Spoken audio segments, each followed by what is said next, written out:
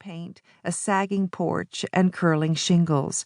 And with Halloween approaching, she wouldn't be at all surprised if a ghost or two had taken up residency in the tall tower that stood on one side of the formerly stately home.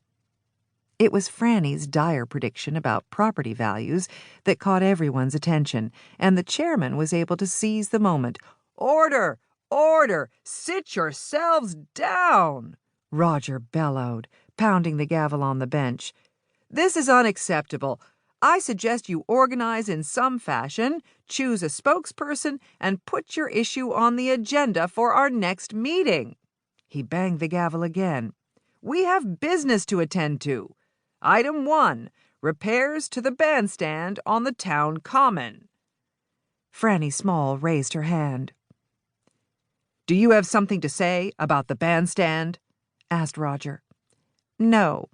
Franny stood up and smoothed the autumnal silk scarf she'd added to her Talbot's cashmere twin set.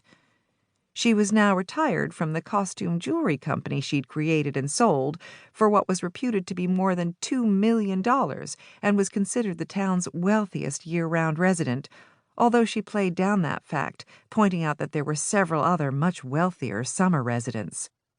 "As a former select person, I would like to remind the chairman that the first item on the agenda is citizen concerns. These good people deserve to be heard." Yes," said Roger, looking extremely annoyed. "And I think they've made themselves perfectly clear." "But you haven't," countered Franny.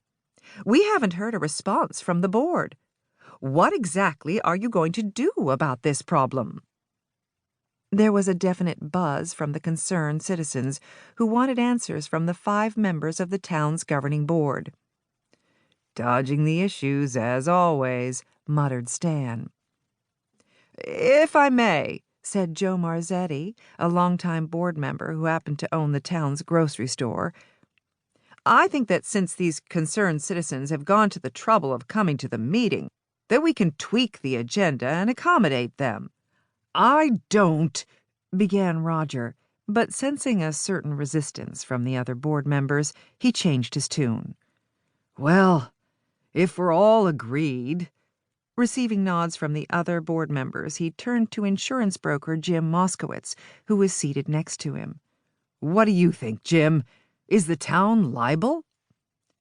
Lucy was especially interested in Jim's response, as her son Toby was married to Jim's daughter Molly, and they shared a grandson, Patrick, who unfortunately lived in Alaska with his parents.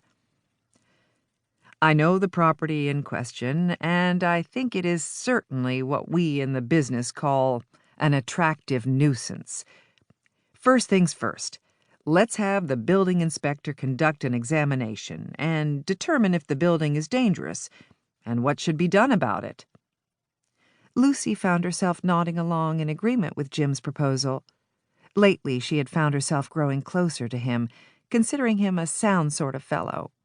She couldn't quite say the same about his wife, Jolene, whom she was ashamed to admit she viewed as a competitor for Patrick's affection. "And if I may," said Member Fred Rumford, who was a professor at nearby Winchester College, "I suggest we have the town collector investigate and find out who, if anyone, actually owns the property. The town might very well be able to take it for uncollected taxes." These proposals were generally met with approval, followed by a small voice. "I have some information." Yes, the chair recognizes Building Inspector Fred Willits."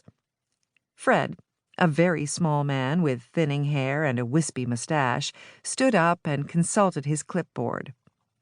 "As it happens, my office has recently received several inquiries from neighbors of the property in question at 66 School Street, and I conducted a thorough inspection yesterday. From the outside, I have to agree that it looks to be in very poor shape, but that is merely surface. The structure itself is remarkably sound. Those old folks sure knew how to build. Tax records show the house was constructed over 100 years ago, and I expect it to stand for another 100.